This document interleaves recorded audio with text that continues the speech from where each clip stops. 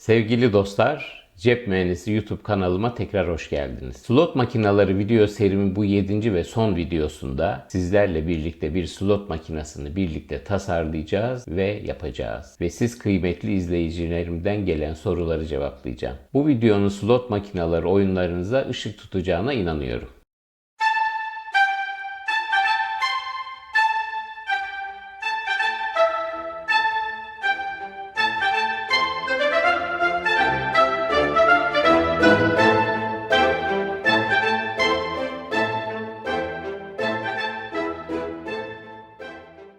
Başlarken videomun başlangıcındaki kumar fiiliyle ilgili yazılı uyarıyı dikkate almanız ve uymanızı önemli rica ederim. Öncelikle sizden 2 ricam olacak. Eğer bu tür videoları yapmaya devam etmemi istiyorsanız, devamların gelmesi konusunda beni motive etmeyi arzu ediyorsanız ve gelecek bu tür videolarımdan da haberdar olmak istiyorsanız lütfen beğendim butonuna basınız ve kanalıma abone olup bildirimleri de tüm olarak işaretleyiniz. Bugün ilk olarak siz sevgili dostlarımdan gelen bir soruyu yanıtlayarak başlamak istiyorum. Soru, Random Number Generator yani rastgele sayı üretici ve slot makinelerinde nasıl kullanıldıklarını daha açık bir şekilde izah etmem yönündeydi. Ben de bu konuyu şimdi sizlere çok açık ve net bir şekilde anlatacağım. Hatta anlatmayacağım, birlikte bir slot makinesini tasarlayacağız sevgili dostlar. Basit bir örnek seçtim. Bildiğimiz yazı tura oyunu. Şimdi sizlerle birlikte bir yazı tura slot makinesi tasarlayacağız. Yazı turayı nasıl oynuyoruz hepiniz biliyorsunuz. Madeni bir parayı birisi havaya atıyor ve yere düşünce de sonucu görüyoruz.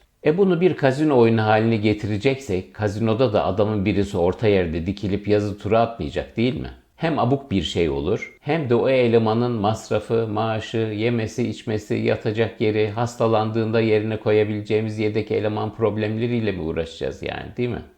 Yaparız bir slot makinesi, olur biter. Peki bize ne lazım? Öncelikle yazı tura atacak bir elemanın yerine koyabileceğimiz bir enstrüman lazım. Ne zaman ne atacağı belli olmayan, sonuçları tahmin edilemeyecek bir enstrüman. Evet, hemen anladınız. İhtiyacımız olan yazı turayı atacak elemanın işini yapacak bir rastgele sayı üretici. Bu kolay. Bahise Hanım yazı tura slot makinesinin başına oturup önünde birisi yazı diğeri tura olan düğmelerden hangisine basarsa bassın rastgele sayı üretici bir sonuç sayfasında duracak ve bize bir sürü numara verecek. Bize bu kadar çok numara lazım değil. Mesela sayfanın en başında ilk sıradaki soldan ilk sonuç işimizi görür. Bu sonuçta ne var dostlar? Evet, bildiğiniz sıfırdan 9'a kadar numaralar var. Yani kaç tane numara var? Tam tamına 10 tane. Peki biz yazı tura olayında yazı veya tura gelme şansı nedir biliyoruz değil mi? %50-50. O zaman şöyle yapalım mı dostlar? Mesela diyelim ki rastgele sayı üretici durduğunda bu en üstteki ilk numara 0, 1, 2, 3 veya 4 olduğunda sonuç yazı olsun. 5, 6, 7, 8 ve 9 olduğunda ise sonuç tura olsun. Yani 5'e 5. Yani ihtimaller %50-50. Bunu hallettik. Şimdi de kısacık bir bilgisayar programı yapalım. Bu programın tek görevi de rastgele sayı üretici durduğundaki o ilk numaraya bakmak ve eğer 0, 1, 2, 3 veya 4 gelmişse slot makinesi ekranına bir yazı, 5, 6, 7, 8 veya 9 gelmişse de bir tura yazısı koymak olsun. Bize başka ne lazım dostlar? Bize bir de ödeme tablosu lazım. Onu da şöyle yapalım. Bahise Hanım'ın önüne 3 tane de bahis miktarı düğmesi koyalım. Yani Bahise Hanım önce bahis miktarını seçsin. Sonra da önündeki yazı veya tura düğmelerinden birine bassın. Bahis seçeneklerini de 3 seçenek yapalım. 5 lira olsun, 10 lira olsun, bir de 20 lira olsun. Bilgisayar programına bir de ödeme tablosu koyalım. Örneğin Bahise Hanım bahis bedeli olarak 5 lirayı seçtiğinde kazanırsa 4 lira kazanç vererek 9 lira ödeme yapsın. 10 lirayı seçtiğinde 9 lira kazanç vererek 19 lira ödeme yapsın. En son olarak da 20 lirayı seçtiğinde de 19 lira kazanç vererek 39 lira ödeme yapsın. Bakın dostlar, burada çaktırmadan 3 tane de return to player yani oyuncuya geri ödeme yüzdesi yapmış olduk. Nedir bunlar? 5 lira bahiste %80, 10 lira bahiste %90, 20 lira bahiste %95. İşte oldu bitti. Ha bir de hoşluk olsun diye Bahise Hanım'ın kazandığı basışlarda kocaman bir kazandığınız yazısı ekleyip havai fişekleri, zil sesleri falan da koyalım. İşte işimiz bitti. Yazı tura slot makinesini birlikte tasarladık. Bu tasarımda rastgele sayı üreticini ve basit bir bilgisayar programı kullandık. 3 adet de oyuncuya geri ödeme yüzdesi uyguladık. Dostlar, aslında bütün olay işte bu. Yani slot makinelerinin özü bu. Gerisi teferruat ve show business. Onun için slot makineleri beni oyuncu kartımdan takip ediyor. Bana üst üste kaybettirdi, şimdi verme zamanı, bahsimi arttırayım falan diye düşünmeyin. Ayrıca bu ve bütün slot makineleri kazinoya ilk geldiklerinden bilmem kaç milyonuncu basışa kadar hep aynı şeyleri yaparlar. Kim benimle oynuyor? Şimdi gece vakti, şimdi hafta sonu, çok kazanç verdim, şimdi artık vermeyeyim falan. Bu tür düşünceleri ne yapabilirler, ne düşünebilirler, ne de öyle programlanmışlardır. Şimdi bakın, yeri gelmişken bir şeye daha açıklık getireyim. Diyelim ki Bahise Hanım 10 kere tura seçeneğini seçti ve 7'sinde tura çıktı. Yani kazandı. Yani şanslıydı. Ama bu yazı tura slot makinesi ile oynadıkça, basış sayıları arttıkça büyük sayılar kanunu devreye girer ve başlangıçtaki ilk 10 elde %70 olan tura sonucu giderek %50-50'ye yaklaşır.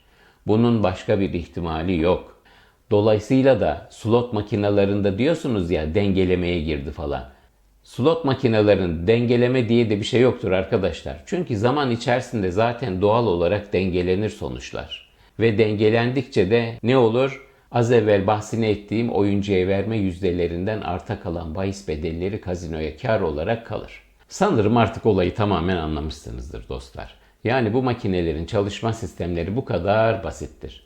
Ne öyle içinden çıkılmaz algoritmalara sahiplerdir, ne de işlerinde artificial intelligence yani yapay zeka vardır.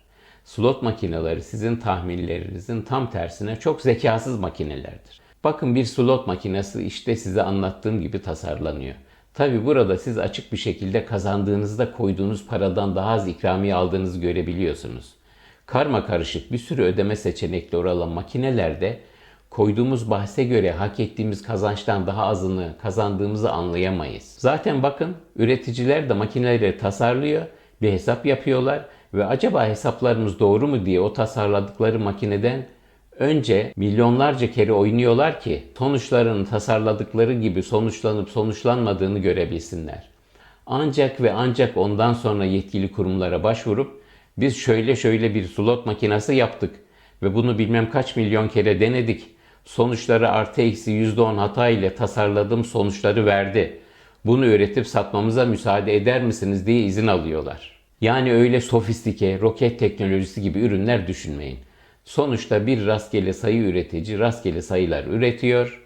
Bir matematiksel program bu sembolleri ekrandaki makaralara yansıtıyor ve size bir ödeme veriyor. Olayın hepsi bundan ibaret. Ve olayın prensipleri aynen bu kadar basittir.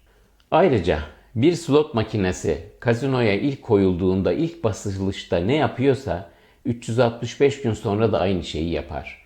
Bayram, seyran, hafta sonu, gece gündüz oyuncu kartı falan bilmez ve de anlamaz ve de ilgilenmez. Slot makinesi üreten ülkeler Amerika Birleşik Devletleri, Japonya, Avustralya, Avusturya, Almanya ve Kanada. Dikkat ettiyseniz hepsi gelişmiş ülkeler ve oralarda öyle kafanıza göre üretim yapamazsınız. Her zaman üçüncü parti denetimlerine tabisinizdir. Üretim sonrasında da her ülkenin denetim birimlerinden izin almanız gerekir. Öyle ürettik satıyoruz falan olamaz. Bir de bu slot makineleri servis sağlayıcıları çok büyük ve kurumsal şirketlerdir. Ve itibarlarını zedeleyici hiçbir şey asla yapmazlar dostlar.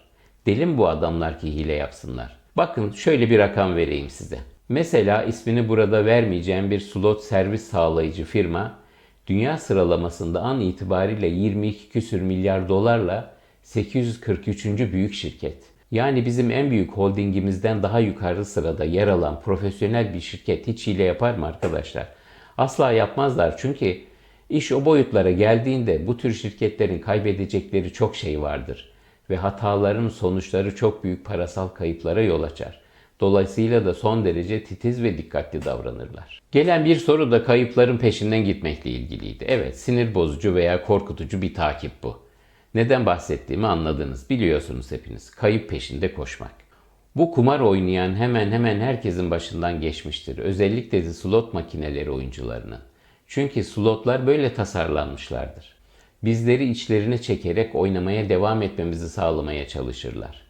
Bir numaralı görevleri oynamaya devam etmemizi sağlamaktır. Ve ne bileyim diyebileceğimiz, makineye yedirdiğimiz paraların hiç olmazsa yarısı kadar bir kazanç sağlamadan veya hiç olmasa bir bonus turu veya benzeri bir zafere ulaşmadan da o slot makinesini terk edemeyiz. Ve de üstelik oynamaya devam etmek zorundaymışız gibi hissederiz. Bu bir psikolojik savaştır arkadaşlar. Bu makineler böyle tasarlanmışlardır.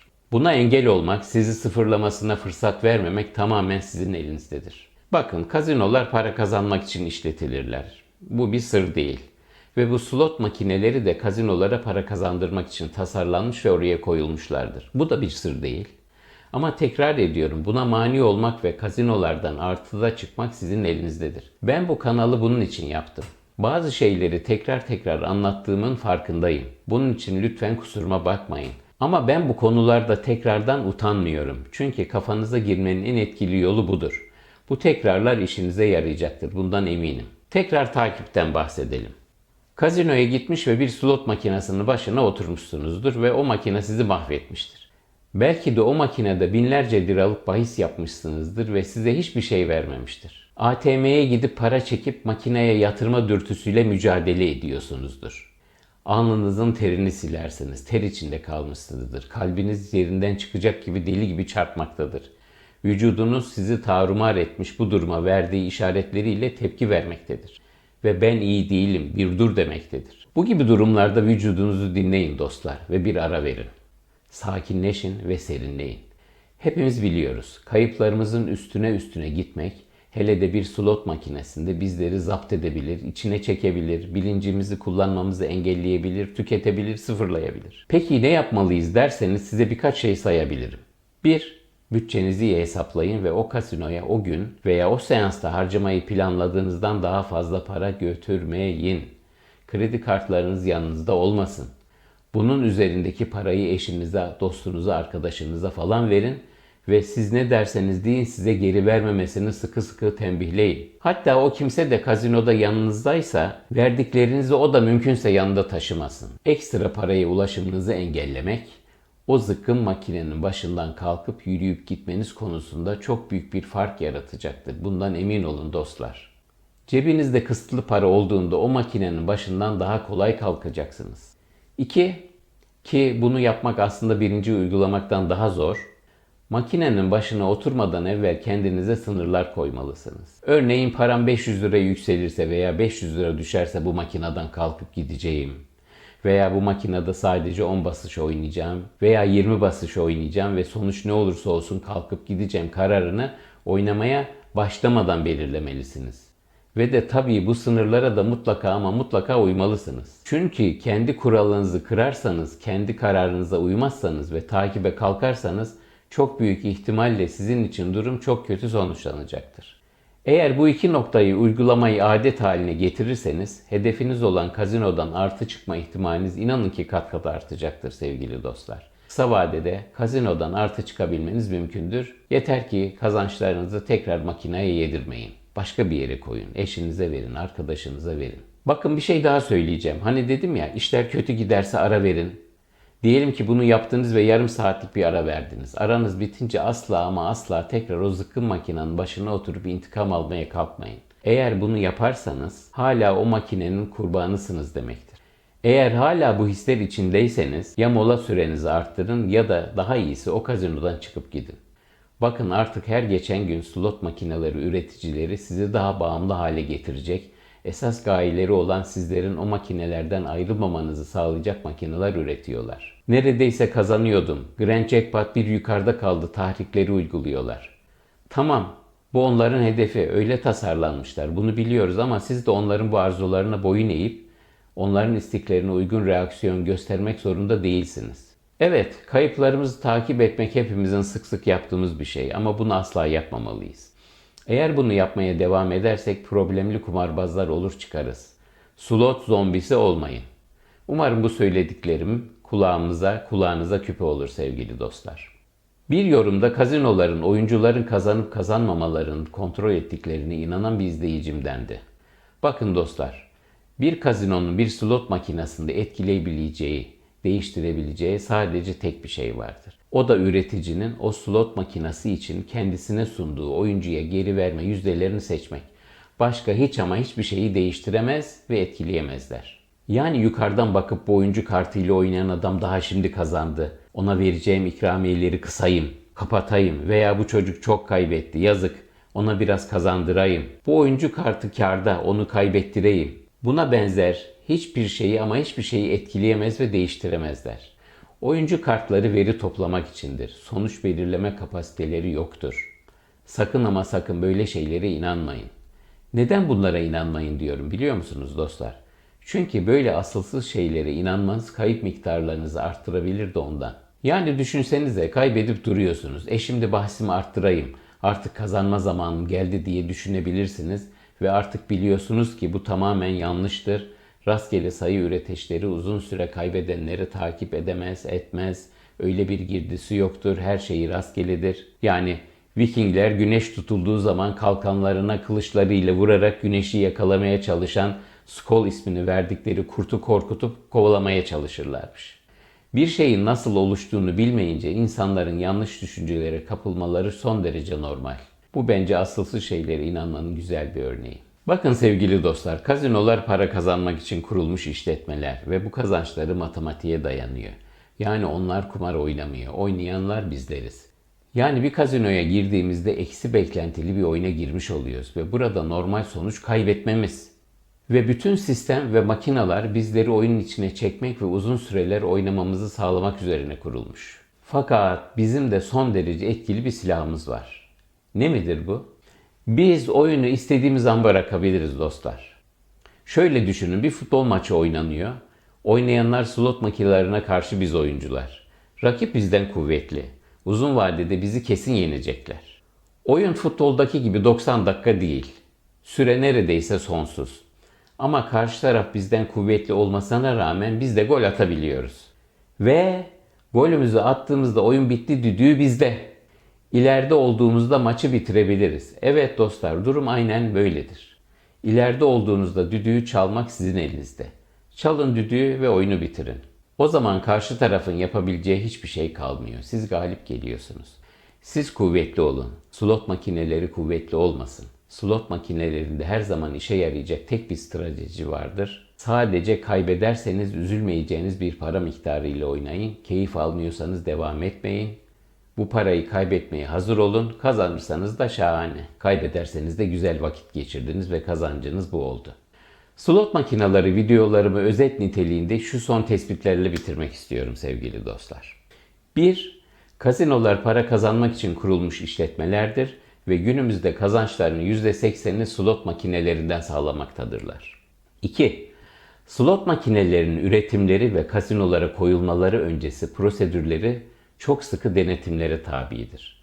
Bu denetim ve üretim prensiplerini sağlamayan makineler akredite edilemezler ve dolayısıyla da ne üretilebilirler ne de piyasaya sürülebilirler. 3. Slot makineleri her basışta herkese adil ve eşit olmak zorundadır ve sonuçları hiç kimse tarafından tahmin edilemez. Bunu sağlayan makinelerin içerisindeki rastgele sayı üreticileridir. Bu hiç kimselerin içerisine üreticileri, teknisyenleri, kazino patronları, kazino çalışanları ve tabii ki slot oynayanlar dahildir. Her slot makinesi ilk basışta da 10 milyonuncu basışta da aynı şekilde davranır ve ne geçmişle, ne gelecekle, ne oynayanın kim olduğuyla, ne kazandığı paralarla, ne de kaybettiği paralarla ilgilenir ve bir el sonraki sonuçları asla kimse tarafından tahmin edilemez. Lütfen bunun aksine inanmaktan artık vazgeçin. 4. Her slot makinesi her basışta herkese adil olmak zorundadır. Aksi türlü hiçbir slot akredite olamaz ve üretimlerine asla müsaade edilmez. 5. Kazinolar saydam değillerdir. Oyunlardaki şanslarınızı ve kayıp oranlarınızı size söylemekte ketum davranırlar ve dolayısıyla da oyuncular çoğu kez doğru olmayan spekülasyonlara ve şehir efsanelerine inanmak zorunda kalırlar. 6. Slot makinelerin içerisine AI yani Artificial Intelligence yani yapay zeka koyulmaları yasaktır. Çünkü işte o zaman oyuncuların spekülasyonlarının gerçekleşme ihtimalleri ortaya çıkar. 7. Yakmaya kıyamayacağınız miktarda para ile oynamayın. Yani para yakmayın tabii, bizim kanunlarımıza aykırı ama anladınız ne demek istediğimi. 8. Keyif almak için oynayın dostlar. Keyif almadığınızdan oyunu bırakın. 9. Slot makinelerini para kazanmak için değil, iyi vakit geçirmek için bir araç olarak görün. Evet sevgili dostlar, burada slot makineleri videolarımı bitiriyorum. Şimdi sırada Rus pokeri videolarım var. Hepinizi bekliyorum. İzlediğiniz ve beğendim düğmesine bastığınız ve abone olduğunuz için ve de en önemlisi bildirimler seçeneği tüm olarak işaretlediğiniz için çok teşekkürler efendim. Saygılarımla, cebinizin mühendisi.